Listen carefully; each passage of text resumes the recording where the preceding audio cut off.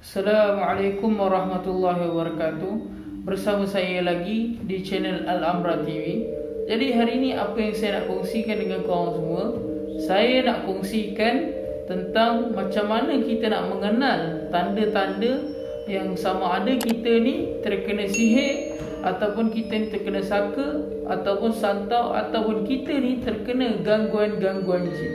Okey, jadi sama-sama kita check video selepas ni, apa yang saya nak ceritakan, apa yang saya nak kongsikan. Thank you sebab tekan video ni dan tolong tekan butang subscribe sebab subscribe tu free je.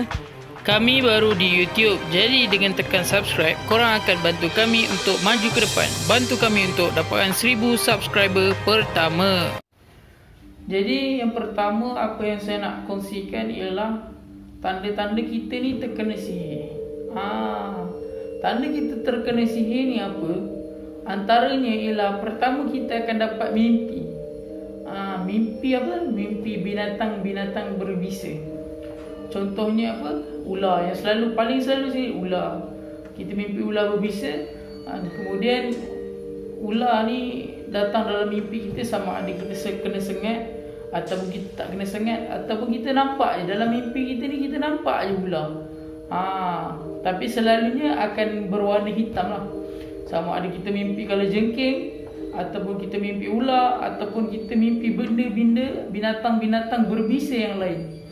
Jadi bila kita ada mimpi ni je, ini kemungkinan lah, bukan bermaksud memang kita kena sihir kan? Tapi tanda-tanda ni ialah kemungkinan kita ada kena gangguan sihir ataupun kita kena sihir.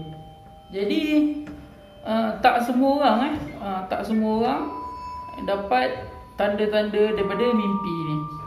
Tapi kita akan dapat juga daripada tanda sakit-sakit fizikal. Contohnya macam apa? Contohnya yang paling senang kita nak kesan ialah setiap kali masuknya waktu asar, kita akan pening kepala.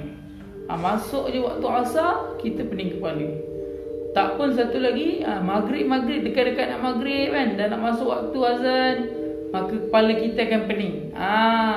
Ini pun salah satu tanda kita kena gangguan sihir ataupun yang lain-lain lah. Jadi yang lain pula ada orang kena tu teruk juga, tapi sama ada sihir ataupun gangguan daripada luar. Ada yang kisah yang saya pesakit yang kita uruskan, kisah ada macam mana? Kisah ada setiap kali malam je badan mak dia ni kena cakar. Kemudian bukan rasa cakar je.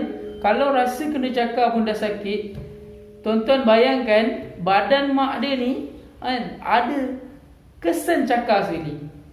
Kesan cakar, ibarat kena cakar dengan kuku yang tajam. Belakang badan mak dia ni, dia cerita ada kesan orang cakar. Jadi itu pun salah satu tanda. Ada orang tanda dia lebam-lebam dekat badan dia, betis dia, kadang dekat tengkuk dia lebam-lebam, selalu dekat sendi-sendi dia lebam. Ini pun salah satu tanda mereka ni terkena gangguan sihir ataupun gangguan jin daripada luar. Okey, yang kedua, tanda-tanda kita ni terkena saka ataupun tak. Okey, jadi tanda-tanda orang yang terkena saka ni macam mana? Salah satu tandanya, yang pertama, yang selalu sangat, sama ada dia mimpi bayi ataupun dia mimpi budak kecil. Bayi ataupun budak kecil. Jadi untuk wanita, selalunya dia mimpi menyusukan bayi. Dia menyusukan bayi, ataupun dia ada orang serahkan pada dia bayi dan dia ambil. Okey, bila kita ambil dalam mimpi tu, kita ambil bayi tu, maknanya kita terima saka yang orang nak bagi. Orang nak bagi ni siapa? Selalunya keturunan kita lah, ahli waris kita. Dia yang akan selalu bagi kita saka, sama ada kita terima ataupun tak. Tapi kalau dalam mimpi tu kita dah ambil baby ni, maknanya ada kemungkinan kita dah terima saka ni. Yang kedua, kita menyusukan bayi ni. Bila menyusukan bayi ni pun dah satu level yang bahaya juga lah. Sebab apa? Dah sampai tahap menyusukan bayi, kita dah terima, kemudian kita macam nak jaga dia kan. Bila kita bermaksud dalam mimpi tu menyusukan bayi tu, maknanya macam apa? Kita nak jaga dah. Okey, jadi yang seterusnya apa? Yang seterusnya kita mimpi jatuh daripada tempat tinggi. Sama ada mimpi jatuh bangunan ke, sama ada mimpi jatuh daripada gunung ke, bukit ke, tapi mimpi jatuh daripada tempat tinggi. Bila mimpi jatuh daripada tempat tinggi ni pun, ini pun salah satu tanda-tanda kita terkena gangguan saka. Selalu saka ni dia macam mana? Saka ni asal-asal keturunan dia, nenek moyang kita dia ada buat perjanjian dengan jin, ataupun buat perjanjian dengan jin kan. Buat perjanjian dengan jin untuk apa selalunya? Orang dulu ni dia nak menebas pokok, nak lapangkan tanah kan, nak cari tanah. Jadi bila dia nak cari tanah, dia tebang, bayangkan tebang dengan parang kan, tanah berapa ekar boleh siap dalam masa yang sekejap ni. Jadi apa kebanyakannya mereka ni mengamalkan ilmu-ilmu macam ni lah. Jadi bila dah berdamping dengan jin, bila tuan badan ni mati, tuan saka ni mati, tuan jin ni mati, jin ni dia akan cari orang yang dekat dengan keturunan, ahli waris yang dekat dengan tuan badan ni. Jadi sama-samalah kita berhati-hati je. Macam mana supaya apa? Kita tak dapat saka daripada keturunan nenek moyang kita ni. Okey, untuk santau ni pun tak jauh berbeza dengan yang lain-lain. Tapi kadang level santau ni punya sakit tu ibarat kita rasa bila contoh kita dah pergi berubat, rasa muntah tu macam nak muntah, keluarkan paku, nak keluarkan rambut.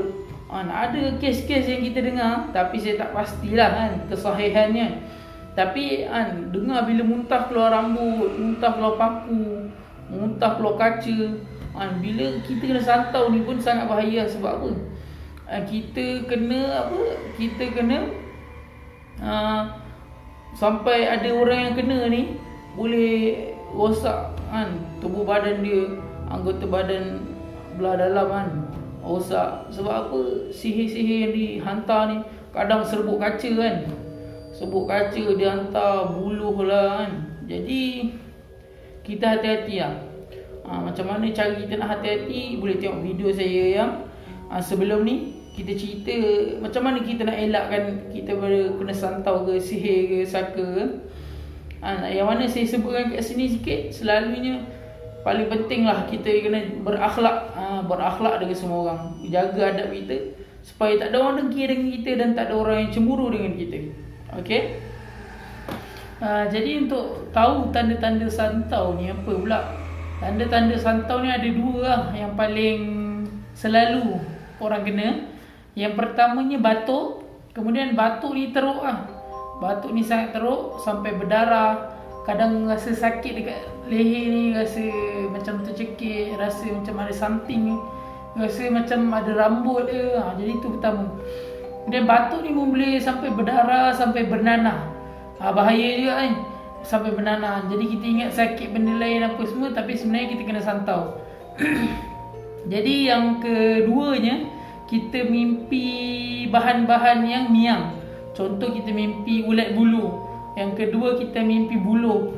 Ini pun benda-benda yang selalulah tanda orang yang kena santau ni. Jadi santau ni apa? Santau ni pun sihir juga. Tapi dia tergolong dalam sihir yang menyakitkan kita, memberi kita sakit, sihir yang membuatkan kita boleh rosak anggota tubuh badan kita, kita punya dalaman, organ dalaman kita. Jadi itu antara tanda-tanda santau lah. Kemudian yang lainnya kita mimpi benda-benda tajam. Mimpi benda-benda tajam macam sabit ke, parang ke, keris ke, itu pun boleh jadi kita kena santau lah. Jadi bila kita dapat mimpi ni, kita kena alert lah. Kita kena tahu. Boleh pergi check ataupun kita suruh ustaz-ustaz check sama ada kita ni kena gangguan ataupun tak. Okay? Ada kes-kes yang kita dapat, kadang bukan terkena santau pun, kena tempias je. Tempias kena santau. Tapi bila tempias ni dia tak berbahaya sangat lah. Cumanya ada kes kita tu kena tempias santau ni macam mana, jadi gatal, badan jadi gatal. Satu makanan pun tak boleh nak makan kecuali apa, ikan, sayur. Yang lain bila makan mesti gatal. Makan je gatal, makan ni gatal, makan ni gatal. Makan ayam pun gatal, makan lagi benda-benda yang gatal bila makan lagi lah tak boleh. Rupanya bila kita berubatkan dia, cek rupanya kena tempias santau orang. Kadang-kadang manusia ni dia bukan nak hantar pun, kadang-kadang dia nak test ilmu dia. Dia dah belajar kan, dia dah belajar santau ni, dia nak test jadi ke tak dia buat kan. Jadi kita kena hati-hatilah. Amalan kita kena jaga. Sebab apa? Amalan yang jadi pendinding untuk diri kita. Okey, yang terakhir ni apa yang saya nak kongsikan. Yang terakhir ni gangguan-gangguan jin. Kadang bila kita kena gangguan jin, kita ingat ada orang sihir kita. Rupanya bukan orang sihir kita, tapi gangguan daripada luar. Gangguan daripada luar ni contoh kita pergi hutan ke apa kan, mungkin kita terusik dia ke apa kan, terlanggar ke. Jadi benda-benda macam ni dia marah, dia pun kacau kita. Macam mana dia kacau kita? Dengan cara dia masuk dalam badan kita. Ada yang kena kerasukan dekat asrama-asrama, kena histeria. Sebab apa? Kadang asrama ni ditinggalkan lama, pelajar-pelajar cuti sebulan lebih. Jadi bila tak ada orang yang duduk di tempat tu, jadi benda-benda ni yang akan menghuni. Satu lagi contoh, rumah-rumah yang ada banyak sawang, rumah yang tak bersih, kotor. Jadi benda-benda ni suka dengan tempat-tempat yang kotor, tempat-tempat yang berbau busuk. Jin semua ni dia suka perkara-perkara ni. Jadi kita kena elakkan lah. Jaga kebersihan, jaga diri kita, semayang jaga, amal jaga, zikir jaga. Okey, gangguan jin ni pun kita boleh rasakan macam mana kita nak tahu kita ni kena gangguan jin.